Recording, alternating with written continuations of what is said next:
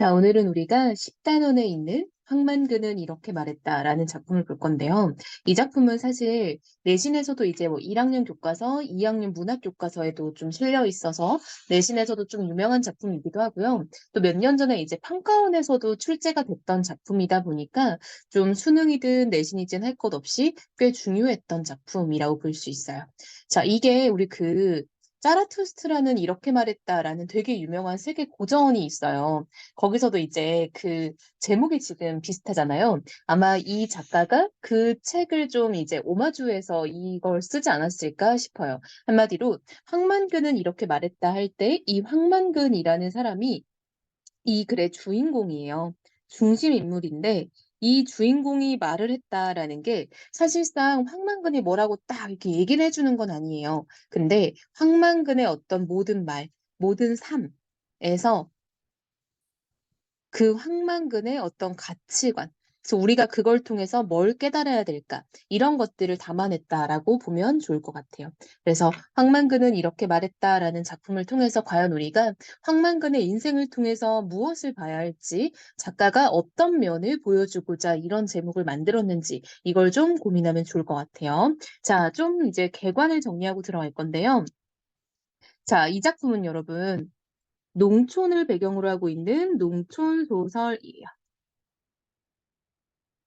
자, 배경은요, 1990년대쯤이에요. 여러분, 1997년에 우리나라 이제 IMF 경제 위기가 있었어요. 그래서 우리 친구들은 너무 이제 그 시대가 태어나기도 전이라 잘 모르겠지만, 그 당시에 이제 우리나라가 너무 경제적으로 힘들어서 세계 경제 이제 기구인 IMF에서 돈을 빌렸었죠. 그래서 그 돈을 이제 갚기 위해서 온 국민이 굉장히 힘들게 노력을 했던 그런 시기가 있었어요. 그래서 1990년대 경제가 어려웠던 그 시기를 배경으로 하고 있다라고 보면 되고요. 이 황만근이 이렇게 말했다라는 소설이 사실 우리 교과서에 되게 길게 제시가 되어 있어요. 선생님 좀 약간 중요한 부분 위주로 많이 좀 짚어줄 예정이고 우리 친구들도 그 부분 위주로 좀 알고 있으면은 시험 대비를 할 때 큰 어려움은 없을 것 같아요. 자, 한번 우리가 본격적으로 내용을 읽으면서 한번 정리를 해볼게요. 자, 이 부분이 이제 소설의 시작 부분인 발단이에요. 그럼 원래 발단이라고 하면 보통 인물과 배경이 소개되는 게 발단의 기능이거든요. 근데 이 작품은요, 이 발단이 굉장히 특이해요. 그래서 다른 소설과의 차이점이라고 볼 수 있어요. 보통 다른 소설은 발단에서 그냥 잔잔하게 인물 하나씩 나오고, 그다음 배경 조금씩 소개되는데, 이 작품은 시작이 주인공이 없어지는 걸로 시작을 하는 거예요. 황만근이 없어졌다라고 해서 주인공의 실종으로 시작을 하니까 독자 입장에서 흥미, 호기심이 확 올라가죠. 엥? 황만근이 어디 갔는데? 이런 느낌인 거예요. 새벽에 혼자 경기를 타고 집을 나간 황만근은 늘 들리를 나가면 돌아오는 시각인 저물녘에 돌아오지 않았다. 저녁엔 원래 늘 퇴근을 하는데, 그쵸? 술을 마시고 취하더라도 12시가 들락말락한 한밤이면 돌아왔었는데, 이번에는 아니었다. 평생 단 하루 외박한 뒤 돌아왔던 그 시각, 횃대의 달기 울음을 그치는 아침이 되어도 돌아오지 않았다. 라고 해서, 자, 여러분, 이렇게 시간을 연달아 제시함으로써 황만근이 진짜 집에 안 왔었다라는 사실이 좀 강조가 되죠. 그래서 이렇게 일부러 작가가 저물녘, 그리고 한밤, 그리고 아침 이런 식으로 시간의 흐름을 명확히 보여준 거다라고 볼 수 있어요. 즉 원래 황만근은 제때제때 저녁에 잘 들어오는 사람인데 딱 한 번 이제 이 사람이 좀 술을 많이 마시면은 자정에 오곤 하는데 근데 그때도 아니고 딱 한 번 아침에 온 적도 있는데 이번에는 그게 아니었다라고 해서 황만근의 실종이 심각하다라는 거를 보여주는 거죠. 그러니까 이 사람이 맨날 첫날 집을 안 들어오는 사람이 아니라 원래 잘 들어오는 사람인데 참 이상하다라는 걸 보여주는 거죠. 마을 회관 앞 황만근이 직접 심어놓은 등나무 덩굴 아래 직접 짠 평상에 사람들이 모였다라고 하고 있죠. 자, 여러분 지금 공간적 배경은요. 마을 회관 앞이에요. 자, 여러분 시골에는 이런 거 많이 있는 거 알죠? 그래서 마을 회관 앞에서 사람들이 모두 모였는데요. 여기서도 여러분 특이한 게 있어요. 뭐가 특이하나 봤더니 자, 황만근이 직접 심어놓은 등나무 덩굴 아래, 그리고 황만군이 직접 찬 평상에 사람들이 이렇게 모였다는 거야. 여러분, 보통 마을회관은 공동 공간이니까 황만근의 집이 아니잖아요. 그쵸? 근데 그 마을회관이라는 공동의 공간 역시 황만근이 직접 나무도 심고 거기다 직접 평상도 짜놨다라는 걸 알 수 있죠. 즉, 황만근은요, 이렇게 동네를 위해서 솔선수범 일을 하던 이타적인 사람이었다라는 걸 알 수 있어요. 그래서 황만근의 이타적인 모습을 알 수 있죠. 왜? 여기는 내 집도 아닌데 내가 여기저기 막 가꾸고 있는 거야. 즉, 마을 사람들을 위해서. 사람들이 모였다. 먼저 이장이 입을 열었다. 자, 여러분, 여기 이제 인물이 굉장히 많이 나올 거예요. 그래서 우리가 인물을 좀 주의해서 한번 읽어봅시다. 자, 이장이 입을 열었다. 동그라미. 만근인지 반근인지 그 바보 자식 하나 때문에 소 여물도 못하러 가고 이게 뭐라 하라고? 여러분, 이장이 이렇게 말을 하고 있죠. 여러분, 이장은요, 마을의 반장 같은 사람인 거잖아요. 그쵸? 그럼 원래 이렇게 동네 사람들한테 무슨 일이 생기면 걱정을 해야 되는데 이 사람은 지금 만근인지 반근인지라고 지금 만근이의 이름을 말장난을 통해 놀리고 있죠. 여러분, 이런 말장난을 우리가 문학에서 언어 유희라고 해요. 언어 유희를 통해서 만근이를 지금 약간 우스꽝스럽게 얘기를 하고 있는 거죠. 해학성이 돋보이네요. 그 바보 자식 하나 때문에, 자, 여러분, 이장이 황나물이래. 자, 황만근을 보는 시각을 알 수 있죠. 자, 황만근에 대한 이장의 시각이 드러나요. 즉, 황만근은 좀 모자란 바보다라고 생각을 하는 거죠. 소 여물도 못하러 가고 이게 뭐라라는, 여러분 보세요. 지금 사람 하나가 없어졌는데 지금 이장은요, 황만근이 없어진 것보다 자기네 집 소가 지금 밥을 못 먹는 게 더 중요하다라고 얘기를 하고 있는 거죠. 즉, 이장은요, 황만근의 실종에 대한 걱정보다는 자기 집 소 밥 먹이는 걱정이 더 큰 거죠. 즉, 어떤 사람인 거예요? 그쵸. 이기적인 모습인 걸 알 수 있죠. 여러분, 대조되죠. 여기 위에서 황만근은 사람들을 위해서 요렇게 마을을 위해 봉사하는 모습이 있는데 정작 이장은 지금 자신의 소가 황만근보다 더 중요하다라고 지금 생각을 하고 있는 거잖아요. 그쵸? 되게 나쁜 사람이네요. 그쵸? 이정식이나 하고 있는데. 자, 마을에서 연장자 축에 들고 가장 학식이 높아 해마다 한 번씩 지내는 용왕제의 축을 초하는 황재석 씨가 받았다. 그럼 이제 두 번 질문이 나왔는데요. 황재석이라는 사람은요, 이 마을에서 한자도 잘 알고 좀 약간 이제 유식한 그런 사람이라는 거예요. 자, 유식한 사람. 자, 이 사람이 뭐라고 하나 봤더니요. 그래도 사람이 없어지는데 필시 연유가 있는 거래요. 연유라는 건 이유라는 뜻이에요. 사람이 바늘이란 모래라 기양 없어지는 게 어딨어. 암만 그래도 우리 동네 사람 아니냐. 반거야이다. 만거이가 여기서 나고 사는 동안 한 번도 밖에서 안 들어온 적이 없는데 말이다. 라고 해서 여러분, 황재석은 그래도 황만근을 걱정하고 있는 걸 알 수 있죠. 이장은 걱정 이만큼도 안 했는데 황제숙은 그래도 사람이 없어지면 큰일이다라고 얘기를 하고 있죠. 자, 이어서 봅시다. 아이즈 어르신 가가 군대 갔다 했을 때 여운지 토끼인지 밤새도록 싸우느라고 하루는 안 들어왔습니다라고 용왕제에서 집사역을 하는 황동수가 우스꽝스럽게 얘기를 했대요. 자, 여러분 보세요. 황동수도 지금 황만근의 실종을 가볍게 생각하는 거죠. 황재석이 사람이 안 들어오는데 그건 큰일인 거다. 걔가 언제 잘 안 들어온 적 있었냐 했더니 굳이 거기다가 말대답을 하는 거야. 아니야, 그 황만근 여운지 토끼인지 하고 한바탕 싸우느라고 안 들어온 적 있었어. 라고 하는데 여러분, 이게 실제로 이제 이 작품에 나오는 이야기인데요. 말이 안 되죠. 근데 진짜로 이 작품에 이런 모습이 나와요. 자, 뭐냐면 황만근이 어느 날 고개에서 대왕토끼를 만나요. 그래서 대왕토끼하고 씨름을 해서 그 대왕토끼를 이기면 내가 소원을 들어주겠다라고 얘기를 하는 거예요. 그래서 황만근이 대왕토끼를 정말 이겨서 세 가지 소원을 이제 이루게 하는 그런 게 있거든요. 그래서 이 작품이 되게 농촌의 현실을 다루고 있는 레알 하이퍼 리얼리즘 같은 소설인데 이렇게 조금 신기한 그런 이야기가 있어요.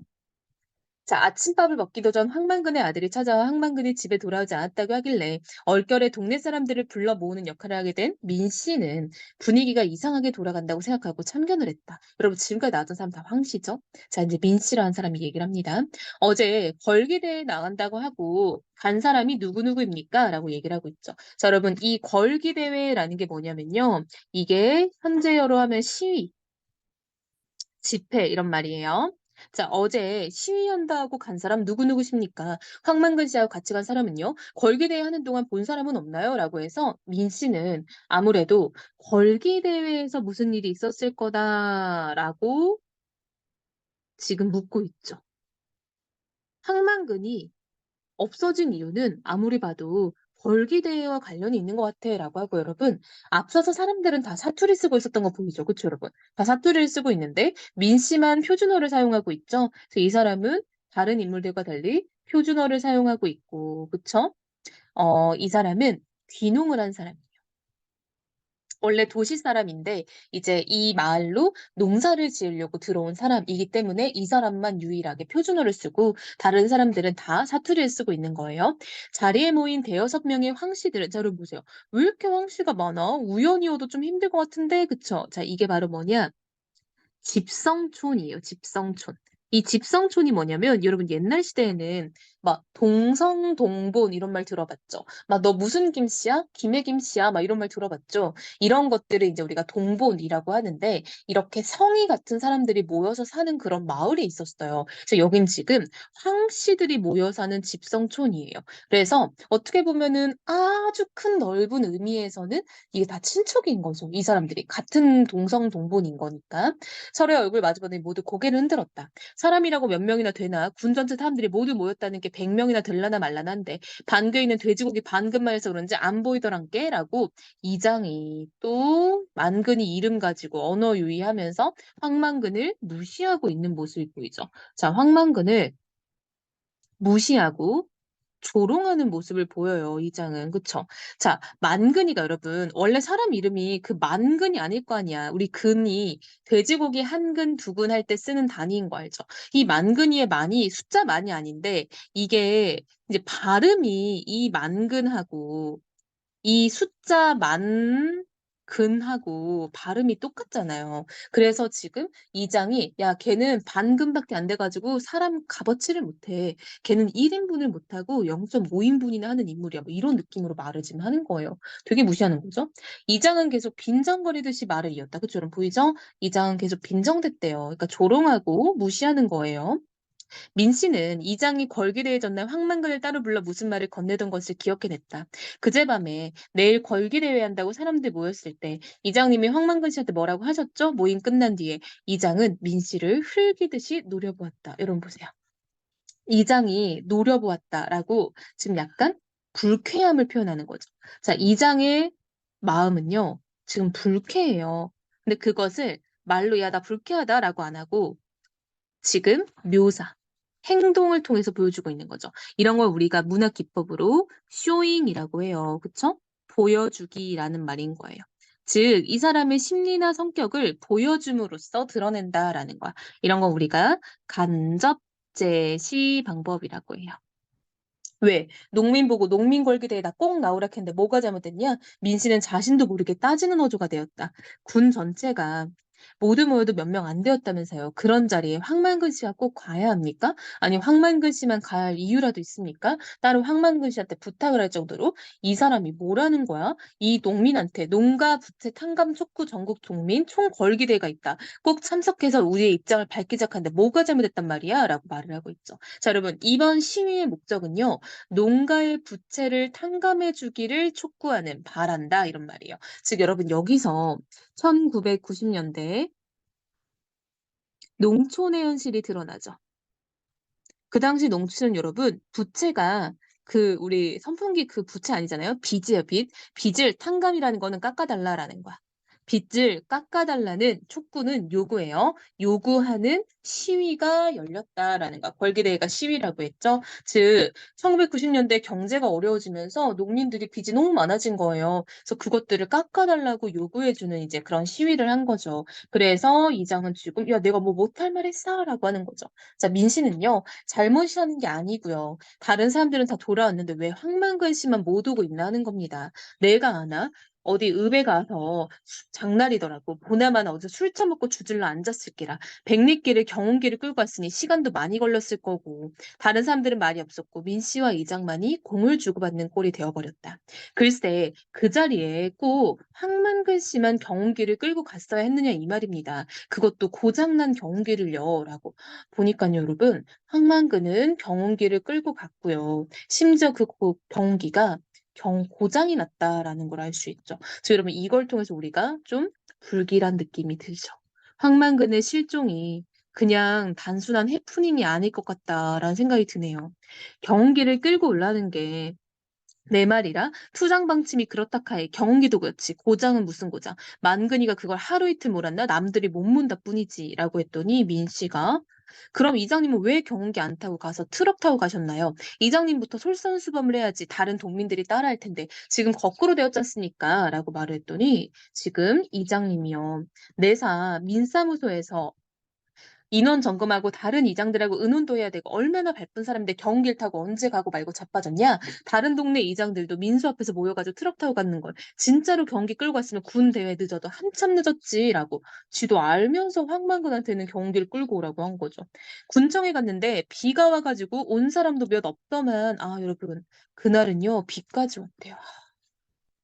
불길한 느낌이 한층 커지죠. 황만근의 실종이 그냥 있는 실종은 아닌 것 같아요. 소리만 몇 분 지르고 왔지. 군청까지 경운기를 타고 갈 수나 있던가? 국도에 차들이 미치게이 맹구로 쌩쌩 달리는데 받치면 우회라고. 다른 동네에선 자가용으로 간 사람도 쎄고 쎄어 라고 해서 지금 보니까요 여러분 경운기를 타고 가는 게 굉장히 위험했다라는 걸 알 수 있죠. 비도 왔고요. 그리고 차들이 막 너무 쌩쌩 달리니까 결국 경운기가 뭔지 알죠? 그 농기구 중에 이제 뭔가 이렇게 뒤에다 많이 싣고 다닐 수 있는 거예요. 근데 이제 트럭 같은 느낌이긴 한데 운전석 쪽에 뭔가 보호막이 없어요. 그냥 오토바이처럼 약간 오토바이 뒤에 뭔가 트럭의 뒷부분이 달려있는 느낌? 이게 경운기란 말이에요. 그러니까 속도를 많이 못 내니까 도로에서 당연히 위험하겠죠. 그러니까 국도로 갈 때는 여러 사람이 한꺼번에 경운기를 여러 대 끌고 가자는 거였잖습니까? 시위도 하고 의지도 보여준다면서요. 허허 나참하고 민씨는 어이가 없는 거죠. 자, 이장은요. 아침부터 바쁜 사람 불러다 놓더니 사람 말을 알아듣지도 못하고 엉뚱한 소리만 했어. 누구만 그러 바보 반동가리가 났나라고 해서 지금 이장은 민씨한테 야 너도 미쳤냐? 너도 바보 다 됐냐? 이러고 있는 거죠. 기어이 민씨는 버럭 소리를 지르고야 말았다. 반편은 누가 반편입니까? 이장인이 지도자니 하는 사람들이 모여서 방침을 정했으면 그대로 해야지. 양복 입고 자가용 타고 간 사람은 오고 방침대로 경기 타고 간 사람은 오지도 않고 이게 무슨 경우냐고요? 라는 거죠. 자, 양복 입고 자가용 타고 간 사람들 누구예요? 이장 같은 사람들. 그쵸? 그리고 경운기 타고 간 사람 누구? 황만근이죠. 그래서 지금 민씨는요. 황만근의 실종이 진짜 마음이 안 좋은 거죠. 이 자식이 누구 앞이라고 지금 눈가를 똑바로 뜨고 소리를 뻑뻑 질렀었노. 도시에서 쫄딱 망해가지고 귀농을 했으면 얌전하게 납작 엎드려 있어 동네 사람들 시켜줄까 말까만데 뭐라고? 내가 만근이 임이냐 앱이냐 나이 50단데 50 다 된 거를 어디서 가든 오든 지가 알아서 해야지 목살이 끌고 따라다니까? 라고 지금 이장이 막 민씨를 인신공격하는 거죠. 지금 이장은요 민씨 보고 도시에서 쫄딱 망해가지고 기농을 했다라고 얘기를 하고 있죠. 그래서 우리가 여기서 민씨에 대한 정보를 알 수 있어요. 일단 근데 뭐 망했고 이런 거는 사실 아니겠죠, 여러분. 귀농도 돈 있어야지, 뭐 그쵸? 근데 지금 이장은 네가 여기서 우리한테 백날 잘해도 우리가 너를 동네 사람들로 받아줄까 말까인데 지금 어디다 대고 소리를 질러? 뭐 이런 상황인 거죠. 마침 황만근의 어머니가 나오지 않았으면은 몸싸움이 났을지도 모른다라고 해서 새로운 인물이 또 등장을 했네요. 자, 여기까지 민 씨와 이장의 갈등이 굉장히 컸어요. 그쵸? 민 씨가 막 핏대를 세우며 맞대꾸를 하려는데 도저히 시골의 환갑 노인으로 보이지 않는 곱고 여린 외모의 여인이 종종 걸음으로 다가와서는 이게 여러분 황만근의 어머니예요. 형상 앞에서 어른들의 눈치를 보며 엉거주춤 서 있는 손자를 붙들고 우는 소리를 했다. 내가 고등어를 안 먹는다 했으면 이런 일이 없었을 건데라고 황만근의 어머니가 그날 아침에 고등어 먹고 싶은 날 했나 봐요. 내가 고등어를 안 먹는다 했어도 이런 일 없을 건데 내가 기어이 고등어를 먹는다 해가지고 우리 만근이가 고등어 사러 갔다 이리 안 오는구나 하고 슬퍼하고 있죠. 그래서 사람들은 알게 되었다. 황만근이 경기를 끌고 간 날 아침을 차리던 황만근에게 그의 어머니가 고등어 자반이 없으면 밥을 먹지 않겠다고 한 사실을. 이장은 그것 보란 듯이 반둥간이 방귀가 걸기다이가 아니라 고등어 사러 갔구만 효자 났네 효자 났어 하고는 허리를 쭉 폈다. 즉 여러분 보세요. 이장은요. 이제까지 실제로 황만근이 걸기대에 갔다가 못 돌아온 게 자기도 약간 조금 마음에 찔리는 게 있겠죠. 근데 황만근 어머니 때문에 고등어를 사러 갔다라는 사실을 알게 되고 이장이 역시 나 때문은 아니었구나라고 안도하는 거죠, 지금. 황재석 씨도 수염을 쓰다듬으며 홀어머니 조석은 이제 아침, 저녁 밥을 말하는 거예요. 조석을 지극정성으로 평생 한 끼도 안 빠뜨리고 공개하니 암만 효자는 효자지 천생지 효자라 했다. 그 황만근의 아들인 영우가 덩달아 우는 소리를 하는 것이었다. 여러분 이번에 황만근의 아들이에요. 아니라요. 내가 아침에 집으로 오다가 경기 타고 가는 아버지를 만났는데 목욕을 하고 오락했거든요. 목욕탕에 갔을 기라요. 근데 면회 있는 목욕탕에 연락해봐도 그런 사람은 안 왔다 하고 온천에 갔는가 봐요. 온천에 가다 우째 됐는가도 모르고 사람들은 또한 알게 되었다. 여러분 보세요. 지금 이런 식으로 사람이 한 명 얘기를 할 때마다 사람들은 알게 되었다. 그리고 여기도 사람들은 또한 알게 되었다라고 하면서 뭔가 새로운 정보가 하나씩 제시되고 있다는 게 드러나죠.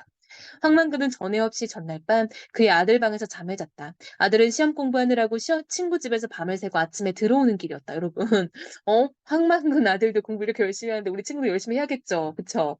길에서 아버지를 만난 아들은 대번에 아버지가 자신의 방에서 잔 사실을 알아차렸다.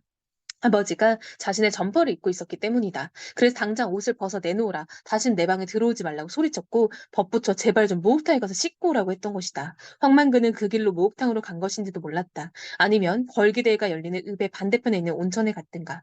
내 평생 반그이가 한 번 씻는 걸 못 봤다. 냇가를 가도 새매를 가도 들어갈 생각을 안 하는구만. 목욕탕에 우째 가는 줄도 모를 텐데 온천이 여기서 어디라고 지가 찾아가노? 라고 황규수라는 또 새로운 인물 나왔어요, 여러분. 다 황씨예요.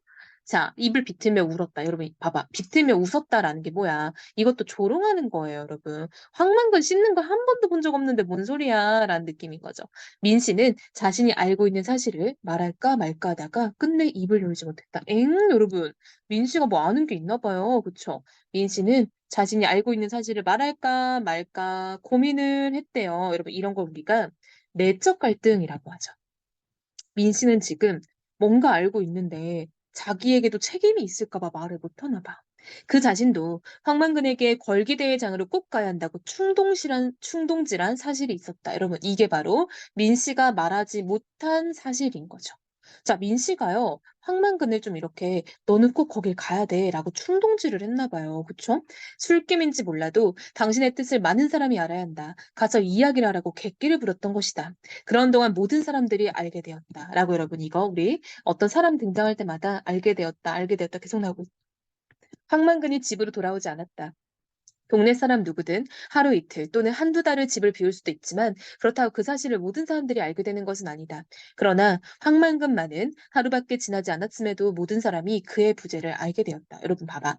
무슨 말이냐면 이 동네 사람들이 하루 이틀 한 달을 비워도 모를 사람들도 있는데요.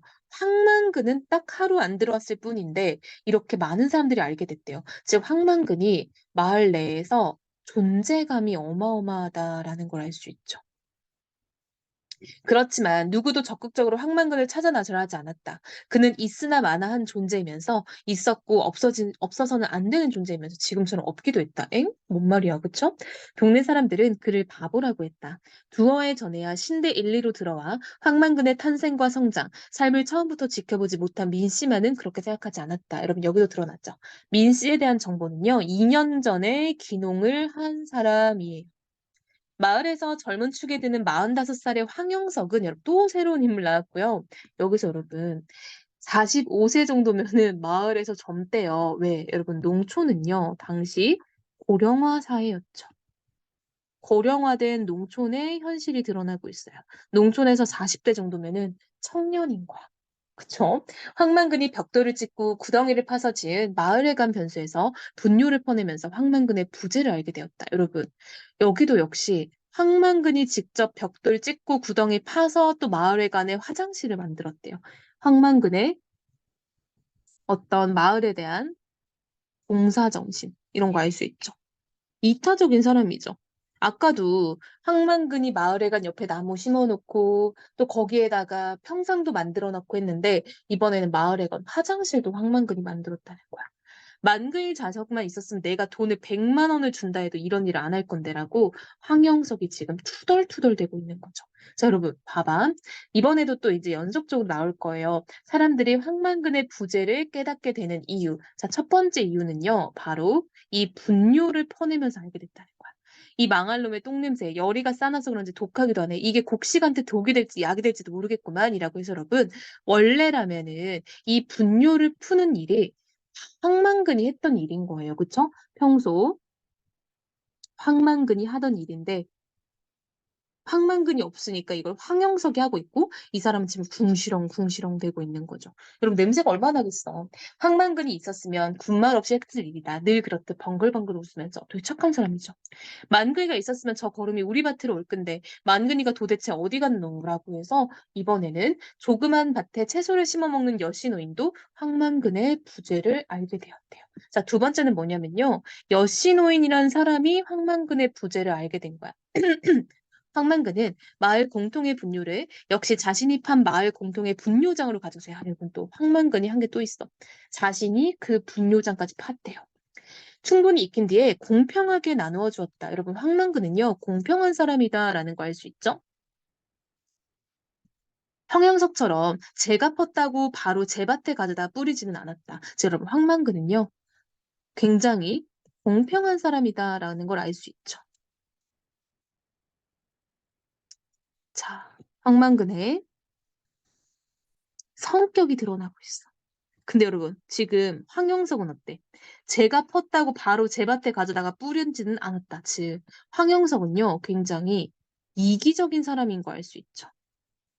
자기가 고생했으니까 이건 다 내 거, 이런 느낌인 거야. 특히 황만근은요, 여신노인처럼 일찍 남편을 잃고 혼자 몸이 된 노인들에게는 알고 그러는지 모르고도 그러는지 훨씬 더 자주 걸음을 가져다 주었대요. 여러분, 황만근은요, 굉장히 생각이 깊다라는 거 알 수 있죠. 황만근의 성격이 또 드러나고 있죠. 뭔가 약간 이렇게 도움이 필요한 사람한테는 더 많이 도와주는 그런 사람이었던 거야. 만근이한테 물어보자 아이들은 소꿉장난을 하다가 황만근의 부재를 알게 되었다. 즉 여러분 애들은요 이렇게 놀다가 만근이 찾아가서 막 물어보고 이랬던 거야. 공평무상한 것이 황만근의 평생의 처사였다. 그에게는 판단 능력이 없는 듯 했지만 시비를 물으러 가면 언제나 공평무상한 자연의 이법에 대해 깨우치고 분쟁은 종식되었다. 또는 물어보나 마나 명약과나라는 건 여러분 불 보듯 뻔하다 이런 말이에요.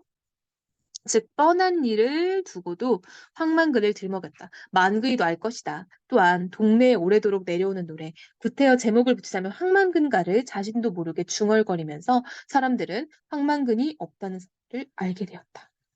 자, 네 번째죠. 여러분, 마을에 황만근 주제곡도 있어. 그러니까 이 마을 사람들은 자기도 모르게 황만근을 이미 엄청 좋아하고 있었던 거야. 그쵸? 자, 중략이 됐고요. 중간 부분 줄거리입니다. 황만근가는 황만근의 사연을 닮은 짧은 가사의 노래이다. 이 노래에 따르면 황만근의 이름이 만근산에서 유래했고 어렸을 때 잘 넘어졌으며 혀가 짧아 발음이 불분명하다. 황만근의 가족은 어머니와 아들 두 사람이다. 황만근의 어머니는 황만근이 뱃속에 있을 때 전쟁으로 남편을 여의고 8달 만에 황만근을 낳았는데 예전이나 지금이나 가사를 돌볼 줄 모른다. 황만근은 우연히 물에 빠져 죽으려던 여자를 구해주고 함께 살게 되었는데 여자는 황만근에게 경기를 사주고 같이 산 지 7달 만에 아들을 낳은 다음 사라져버린다. 여러분 황만근 되게 좀 안쓰러운 사람이죠. 황만근의 어머니와 아들 조조는 입맛이 까다로워 비린 반찬이 없으면 먹지를 않는가 하면 비린 반찬이 있으면 밥상머리에서 돌아앉았다. 한 끼에 2번 상을 차리는 일이 예사였다. 여러분 예사라는 건요 보통 일이라는 거예요. 그러니까 한 끼에 두 번씩 밥상 차리는 게 늘상 있는 일이라는 거야. 어머니 한 상, 아들 한 상이었고 본인은 상의 없이 먹었다. 황만근은 하루 일이 끝나면 반드시 경기에 고기를 매달고 집으로 돌아왔다. 일을 하는 동안 논 주변에서 잡은 붕어나 메기, 미꾸라지 혹은 메뚜기, 방앗개비라도 집에 깨어 들어왔다. 동네에서 이따금 잡는 소나 돼지, 개, 닭, 오리, 토끼 같은 가축 모두 숨을 끊는 것에서부터 내장을 손질하고 뼈에서 살을 발라내는 포정의 업에는 황만근이 반드시 필요했다. 자, 여러분 여기서는요. 황만근에 대해서 알 수 있는 정보가 굉장히 많이 나오고 있어요. 자, 여기서부터 여기까지는요. 황만근의 어떤 성격을 하나 알 수 있는데 첫 번째는 가족에게 매우 잘한다라는 거 알 수 있죠. 가족에게 헌신적이다. 엄마랑 아들 밥상을 따로 차려주고 그들의 식성에 맞게 다 차려줄 만큼 되게 착한 사람이다라는 거 알 수 있죠. 자, 두 번째는요. 여러분 이렇게 뭔가 동물 잡아가지고 죽여서 내장 끄집어내는 게 쉬워요, 어려워요? 어렵죠. 근데 황만근은 동네에서 이런 일도 다 하고 있다는 거야. 자, 그럼 황만근의 성격 두 번째는요. 굳은 일을 도맡아 하는 어떤 희생, 헌신의 성격이 있죠. 스스로의 필요에 의해 오래도록 자주 하다 보니 어느새 전문가가 된 것이다. 그는 그런 일을 해주고 얻어온 고기를 뜨고 굽고 찌고 데치고 삶고 끓이는데도 이골이 났다. 이골이 났다는 건 여러분 되게 많이 해서 질렸다 이런 말인 거예요. 너무 많이 해서 질리도록 했다 이런 말. 어쩌다 그가 만든 음식에 숟가락을 대본 사람들은 이구동성으로 감탄을 하기 마련이었는데 그러고 나서는 남녀노소를 막론하고 희한할세 바보가라고 말을 했대요. 이러면 진짜 사람들 어이없죠. 황만근이 요리를 잘해가지고 맛있는데 거기다 대고 사람들이 희한하네 바보가라고 표현을 한다는 거죠. 즉 이거는 사람들이 황만근을 굉장히 평상시에 무시하고 있었다라는 거 알 수 있죠. 어떤 편견이 있었다는 거 알 수 있죠. 요리 못할 줄 알았는데? 뭐 이런 말인 거죠. 그는 만들어져 있는 조미료를 몰랐지만 재료가 가지고 있는 맛을 흠뻑 우려내어 조화를 시킬 줄 알았다. 황만근은 또한 책에 나오는 예는 몰라도 염습과 산역 같이 남이 꺼린 일엔 누구보다 앞장서고 여러분 염습은 뭐냐면요. 시체 닦는 일을 말하는 거야. 그리고 산역이라는 것도 시체 묻는 일 말하는 거예요. 그 산에 올라가서 이제 그 막 장례 치르는 거요. 똥구덩이를 파고 우리를 짓고 벽돌을 찍는 일 또한 황만근이 동네 사람 누구보다 많이 했다. 마을 길에 풀 깎기, 도랑 청소, 공동 우물 청소, 용왕제에 쓸 돼지를 산채로 묶어서 내다다가 싫다고 요동질한 돼지에게 떼떼옷을 입히는 세계적으로 유례가 드문 일에는 그가 최고의 전문가였다. 동네 일, 남의 일, 굳은 일에는 언제나 그가 있었다. 자, 여러분, 황만근의 성격도 하나 알 수 있죠. 자, 뭐야, 온갖 힘든 일을 다 해요. 그쵸? 세 번째, 마찬가지죠? 이것도 헌신적, 희생적. 못 모인 거죠. 2번하고 크게 다르진 않아요. 그쵸? 자, 근데 여러분 봐봐. 그렇게까지 황만근이 모든 일을 다 하는데도요. 사람들은 그런 일에 대가를 안 주거나 반값이거나 제값을 주면은 공치사가 있었대요. 공치사는 이제 막 아유 말로 막 덧붙이는 거 말하는 거죠.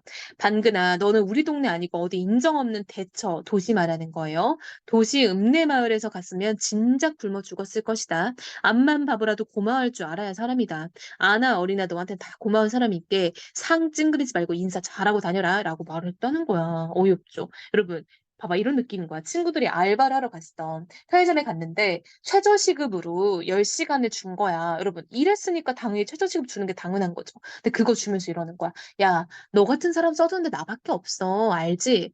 너 같은 애들 누가 써주겠어? 그러니까 너 잘하고 잘 다녀라. 뭐 이러는 거야. 어이없죠, 여러분. 내가 일한 만큼 돈 받는 건데, 그치? 황만근은 황재석 씨의 이런 긴 사설을 들을 때조차 번글거렸다. 일이 끝나면 곱신곱신 인사를 했다. 춤을 추듯이 흥겹게. 그의 집에는 그가 수십 년 동안 만져온 연장이 그가 아니면 이해할 수 없는 순서로 잘 정리되어 있었다. 그 연장들 역시 그의 집이나 어머니나 아들과 마찬가지로 그가 매일 돌보는 덕분에 윤기가 흘렀다. 그는 집에 있는 모든 것을 일목요연하게 잘 알고 있어서 대부분의 고장은 스스로 고쳤다. 특히 경운기는 초기에 나온 모델로 지금은 부품도 제대로 없는 고물 중의 고물이었지만 자주 망가지는 수레만 10번 넘게 갈았을 뿐 엔진이 달려있는 앞부분은 계속 고쳤었다. 그의 경운기는 구식인데다 하도 고친 데가 많아서 그가 아니면 운전은커녕 시도조차 걸 수 없었다라고 여러분. 자, 여기서도 우리가 또 황만근의 성격 하나 알 수 있죠. 황만근은요. 꼼꼼하고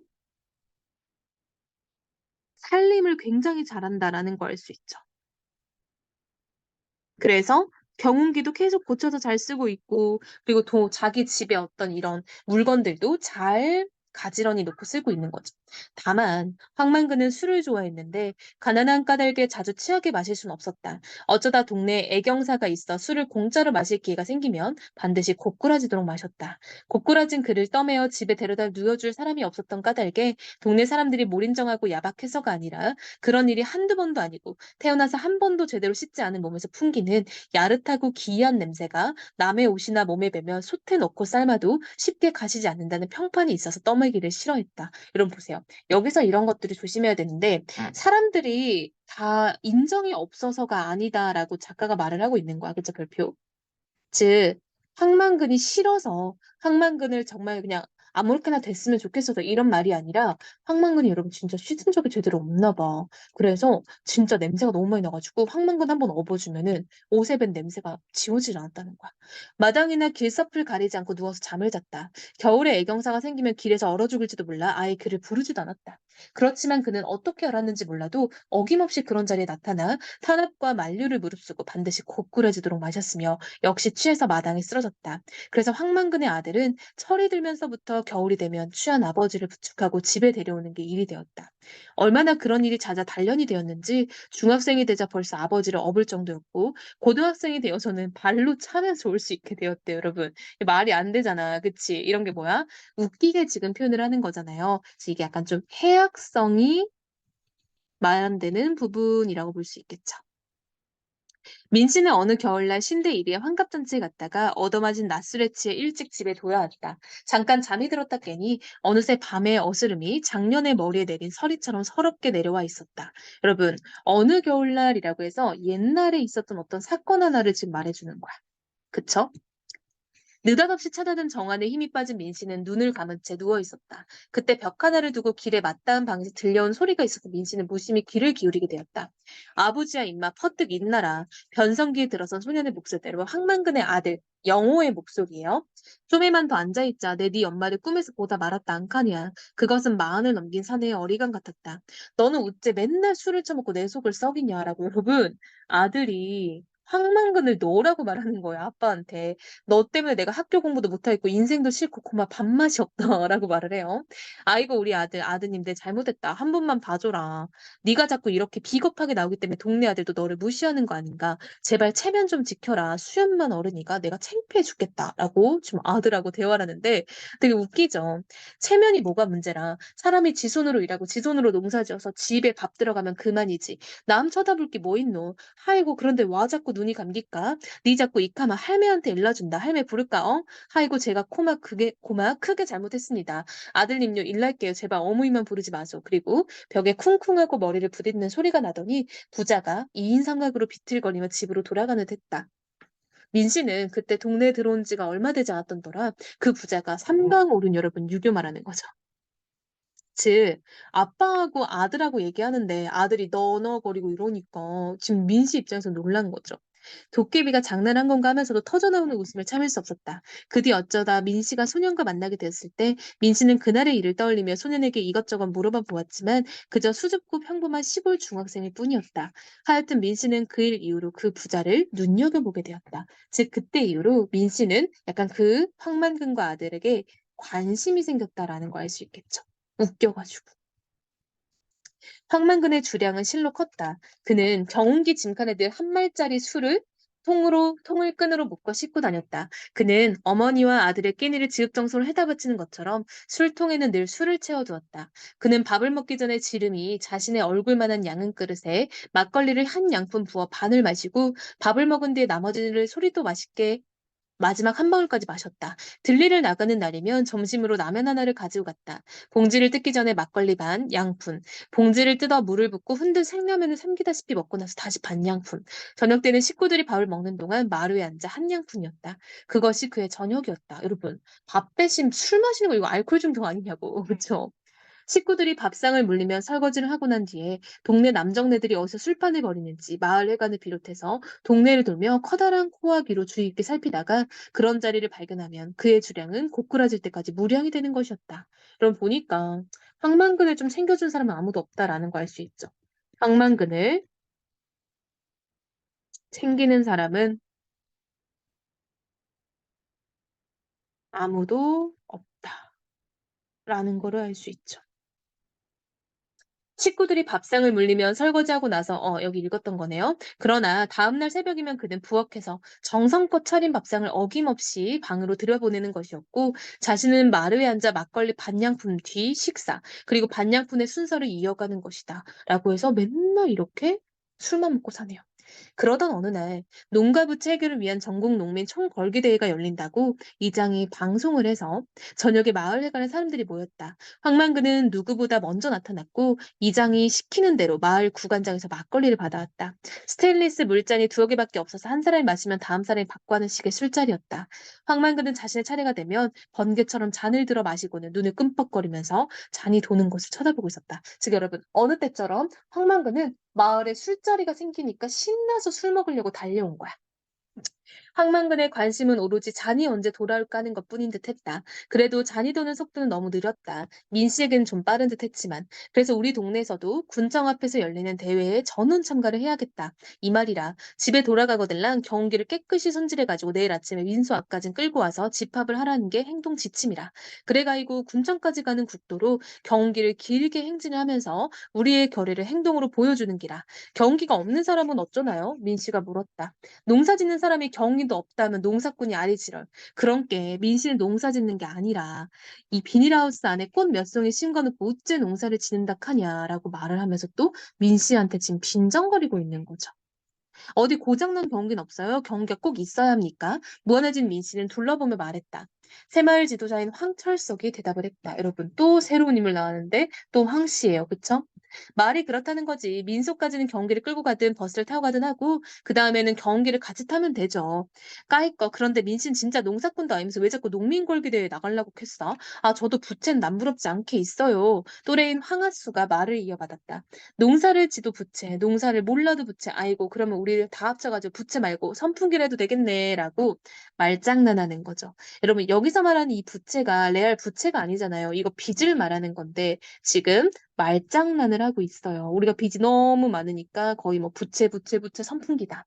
그날 분위기는 그렇게 무겁지 않았다. 그렇다고 실석거리며 끝낼 정도로 가벼운 것도 아니었다. 그 자리에 있는 사람 가운데서도 농협에서 융자금 상환을 하지 않는다고 소송을 해서 법원에 불려다닌 사람이 둘셋 되었다.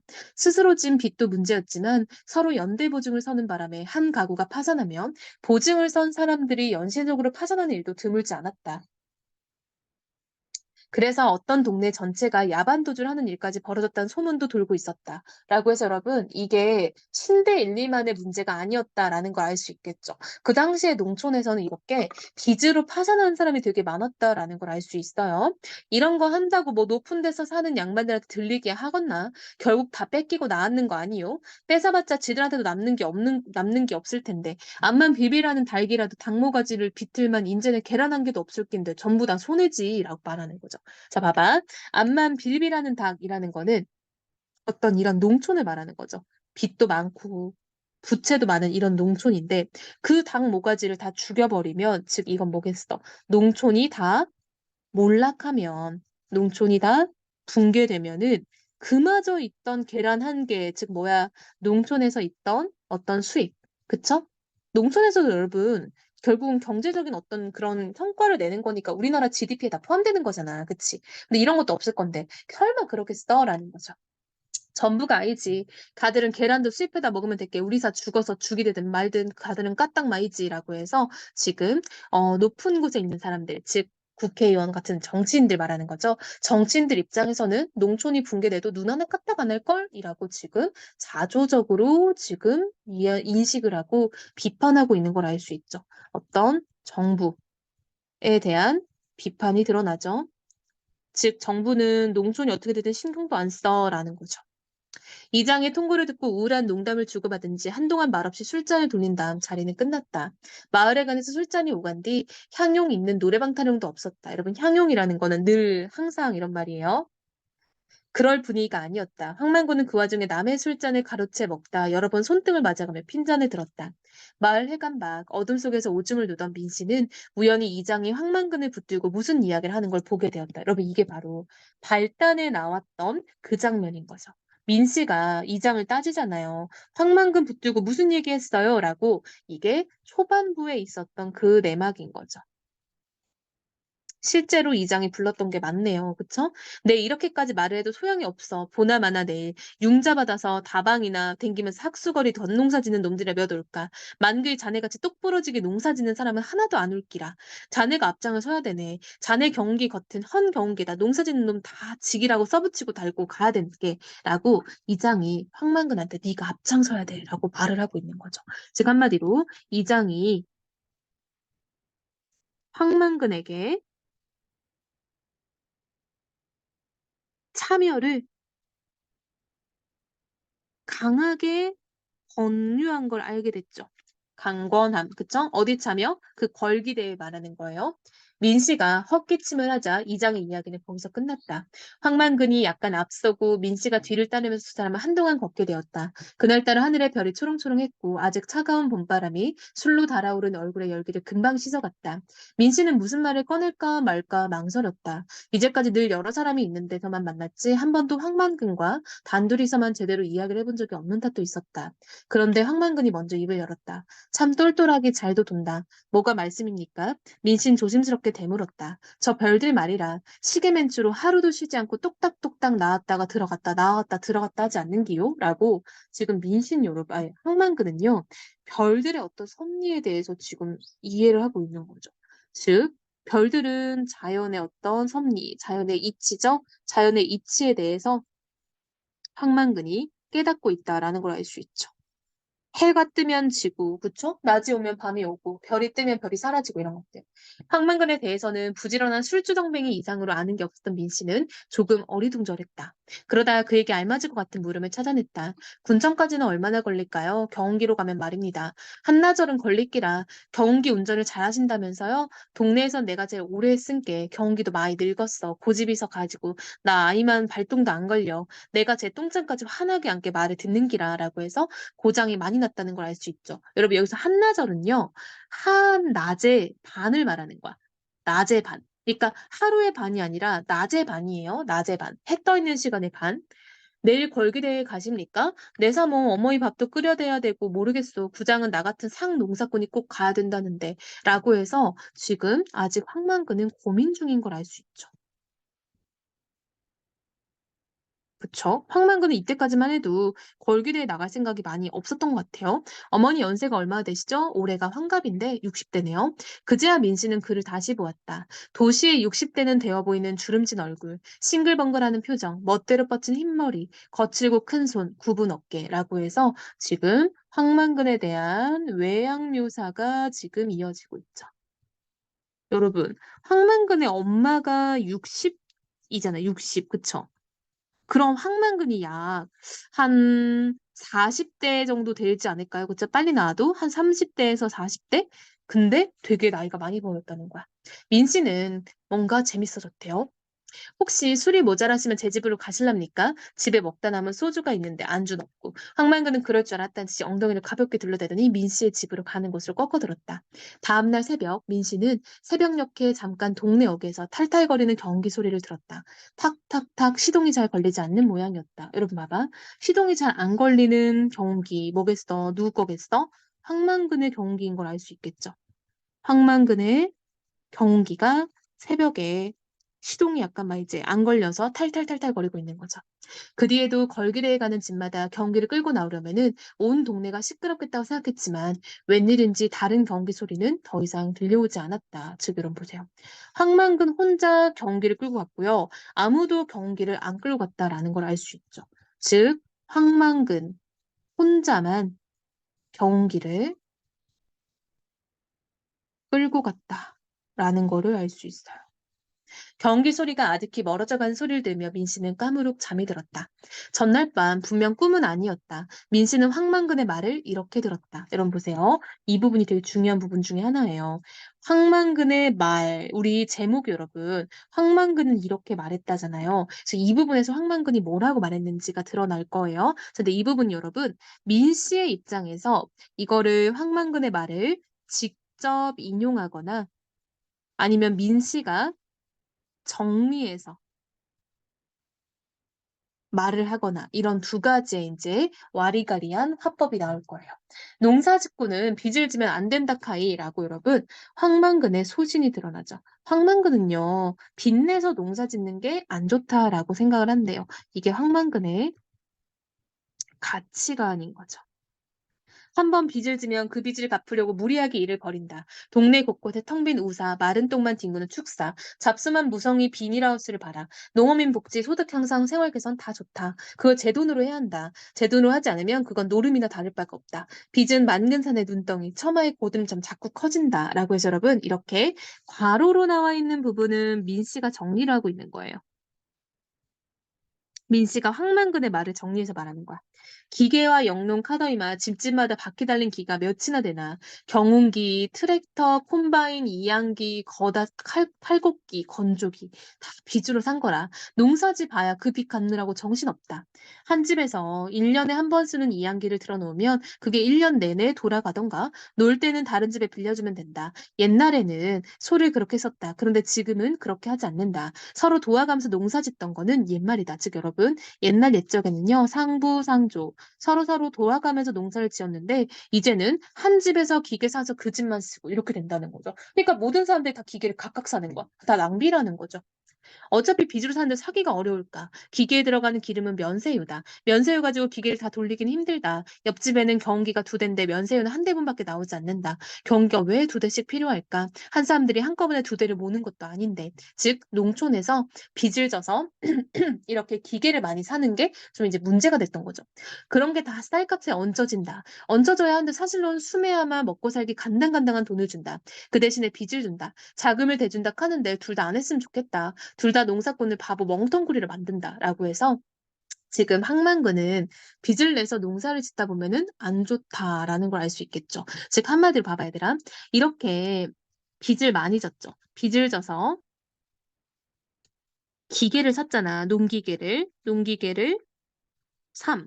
그럼 이런 것들이 쌀값에 다 더해져야 되겠죠. 예를 봐봐. 내가 옛날에는 기계 없이 쌀 농사 지어서 500원에 팔았다면 기계 사고 뭐하고 하느라 돈을 많이 썼으니까 이제 쌀값이 1,000원을 맞아야 될 거 아니야. 그쵸? 즉 쌀값을 올려받고 싶은 거죠. 근데 그것도 맘대로 못해. 왜? 정부가 저고가 정책으로 쌀을 싸게 다 사들이는 거예요. 그러다 보니까 내 맘대로 팔지도 못해. 따라서 제대로 된 농사꾼이 점점 없어진다. 지 입에 들어갈 양식, 곡식을 짓는 사람이 그 고마운 곡식 양식한테 장난치겠나? 저도 남도 해로운 농약 뿌리고 비싸고 나쁜 비료 쳐서 보기만 좋은 열매를 뺐으면 그만인가? 라고 지금 황만근은요, 농약이나 비료 사용도 비판하고 있는 거예요. 안 좋은 거 막 먹여가지고 막 그거 기르는 게 좋은 건가? 이런 거죠. 모두 빚을 갚기 위해 그러는 것이다. 그러므로 빚을 제 주머니에서 아들 용돈 주듯 내주는 사람, 기관은 다 농사꾼 나쁘게 만든다. 정책 자금, 선심 자금, 농어촌 구조 개선 자금, 주택 개량 자금, 무슨 자금에서 빌려줄 땐 인심 좋게 빌려준 척 하더니 이제 와서 그 자금이 상환 능력도 없는 사람들을 파산지경으로 몰아넣고 있다. 이제 와서 그 빚을 못 갚겠다고 하는데 거기엔 충분한 이유가 있다라고 해서 지금 황만근은 또 이렇게 농촌에서 빚을 내게 만드는 그런 주체들을 비판하고 있죠. 정부 말하는 거죠. 내가 왜 안 졌냐니고 아무도 나에게 빚 준다고 않게 바보라고 아무도 보증서란 이야기도 안 한다. 즉 여러분 황만근은 또 모자라 보이니까 얘한테 대출받을 말 아무도 안 했다는 거야. 그러다 보니까 황만근은 빚 없이도 계속 이렇게 농사를 짓고 살았다는 거죠. 자, 여기까지가 그날 민 씨와 황만근의 대화를 요약한 거죠. 자, 그리고 이제 이어집니다. 황만근은 일주일 뒤에 돌아왔대요. 그의 아들이 그를 안고 돌아왔다. 한 항아리밖에 안 되는 그의 뼈를 담고 돌아왔다. 경운기도 돌아왔다. 수레는 떼어내고 머리 부분만 트럭에 실려 돌아왔다. 황만근 아니면 그 누구도 작동시킬 수 없는 그 머리가 바보처럼 주인을 태우지 않고 돌아왔다. 여러분 보세요. 여기도 황만근은 돌아왔다. 그리고 그를 안고 돌아왔다. 돌아왔다. 돌아왔다. 그리고 돌아왔다. 이렇게 계속 반복하고 있죠. 그래서 이렇게 돌아왔다를 반복적으로 제시함으로써 황만금 빼고 모두가 다 돌아온 거죠. 그쵸? 뭔가 황만근이 어떻게 좀 죽게 된 것에 대해서 비극성을 고조시키는 거죠. 여러분 황만근 죽었어요. 그쵸? 항아리밖에 안 된 뼈 이건 뭐겠어. 황만근의 유골 말하는 거죠. 황만근, 황 선생은 어리석게 태어났는지는 모르지만 여러분 이 부분이요. 진짜 중요하고 이 작품이 이것 때문에 시험에 많이 나왔다라고 볼 수 있어요. 자, 이 부분은 뭐냐면요. 묘비명이에요, 여러분. 묘비명. 우리 사람이 죽고 나면은 그 묘비 앞에 비석에다가 그 사람의 인생에 대해서 이렇게 요약해서 쓰면서 그 사람을 약간 좀 이제 죽음을 추모하는 그런 글이 있어요. 그래서 이 묘비명의 양식으로 지금 마지막에 글이 붙은 거예요. 황만근, 황 선생은 이라고 해서 지금 약간 이렇게 황만근을 부르는 방식의 변화가 생겼죠. 뭔가 높여서 부르고 있죠. 어리석게 태어났는지는 모르지만 해가 가며 신지가 돌아왔다. 하늘이 착한 사람을 따뜻이 덮어주고 땅이 은혜롭게 뿌리를 대어 알껍질을 까주었다. 그리하여 후년에는 그 누구보다 지혜로웠다. 그는 누구에게도 해를 끼치지 않았듯 그 지혜로 어떤 수고스러운 가르침도 함부로 남기지 않았다. 스스로 땅의 자손을 자처하여 늘 부지런하고 근면하였다. 사람들이 빚만 남는 농사에 공연히 뼈를 상한다고 하였으나 개의치 아니하였다.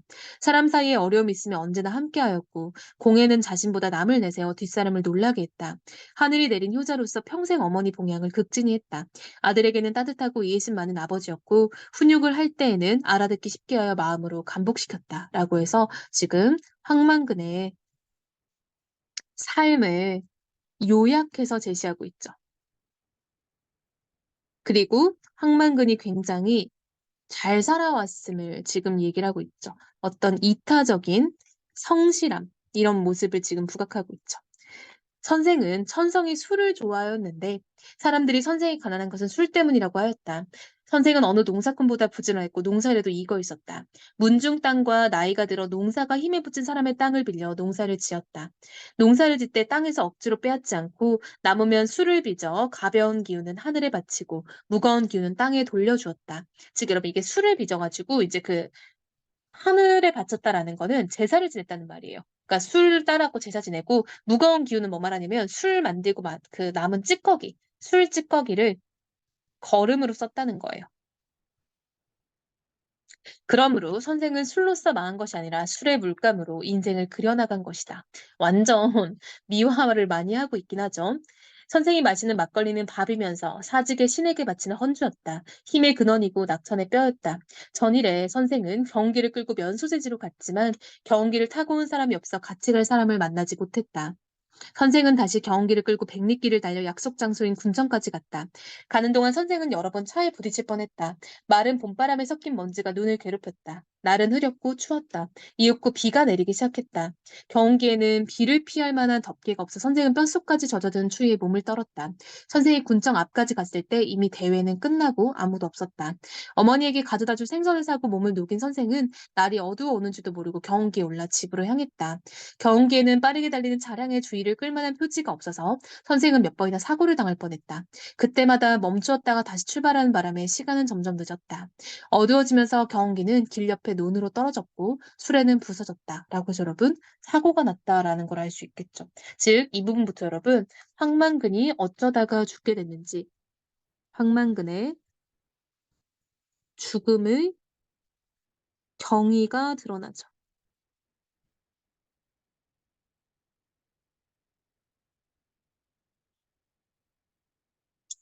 결국 선생은 그 밤 안으로 집에 돌아갈 수 없다는 걸 알았다. 선생은 경운기에 실려있는 땅의 젖에 취하여 경운기 옆에 앉아 경운기를 지켰다. 여러분 땅의 젖이라는 건요. 이거 막걸리 말하는 거예요. 그쵸? 술. 원래 늘 그 트럭 안에 술이 있다 했잖아. 그쵸? 그러나 경운기는 선생을 지켜주지 않았다. 추위와 졸음으로부터 선생을 지켜주지 못했다. 아, 선생이 좀 더 살았더라면 난세의 후겸에 그늘의 덕을 널리 베푸는 큰 나무가 되었을 것이다. 그쵸? 이 힘든 시기에 황만근이 엄청난 힘이 되었을 거다라는 거죠. 어느 누구도 알아주지 아니하고 감탄하지 않는 삶이었지만 선생은 깊고 그윽한 경지를 이루었다. 보라, 남의 비웃음을 받으면서 살면서도 비로하지 아니하고 홀로 할 바를 이루어 초지를 일관하니 이 어찌 하늘이 낸 사람이 아니라 할 수 있겠는가? 이 어찌 하늘이 내고 땅이 일으켜 세운 사람이 아니랴라고 해서 여러분 마지막에 서리법으로 황만근이 굉장히 대단한 사람이었다라는 걸 지금 묘비명에서 밝히고 있죠. 단기 4330년 이게 여러분 이게 이제 서기로 치면은 1997년이에요. 5월 20날 본디 묘지에나 쓸 것이지만 천지를 대영혼의 집으로 삼은 선생인지라 아무 쓸모도 없는 이 글을 세터말로 귀농하였다가 여러분 세터말이 이제 신대리를 말하는 거죠. 이룬 것 없이 다시 도시로 흘러가며 남해인 민순정이 엎드었으다라고 해서 여러분 지금 이 부분이 민 씨가 묘지명을 썼다라는 걸 알 수 있죠. 민 씨가 귀농해서 왔다가 다시 도시로 돌아가게 됐다라는 정보도 문제에 간간히 나와요. 귀농을 했다가 다시 도시로 돌아가게 되었다. 그쵸? 이것도 여러분 진짜 학교 시험 선택지에 뭐 민 씨는 다시 귀농 후 도시로 돌아가게 되었다라고 했는데 어떤 학생이 이거를 또 안 읽어가지고 틀린 경우도 있었어요. 쌤 맨날 강조하는데 왜 모를까? 그치? 자, 여러분 엄청 길죠? 엄청 기니까 영상이 끝나도 다시 한번 이 영상을 멈춰놓고 쭉 읽어봐야겠죠? 읽으면서 이해가 안 되는 부분이 있으면 쌤한테 질문을 해야 되겠고요. 그쵸? 이게 엄청 길기 때문에 쌤도 지금 사실 이거 촬영을 하면서 1시간 20분 가까이가 걸릴 줄 몰랐는데 이게 다른 교과서에 비해서 유난히 이 교과서 부분이 되게 길어요. 그래서 우리 친구들이 이거를 꼭 잘 정리를 해야 됩니다.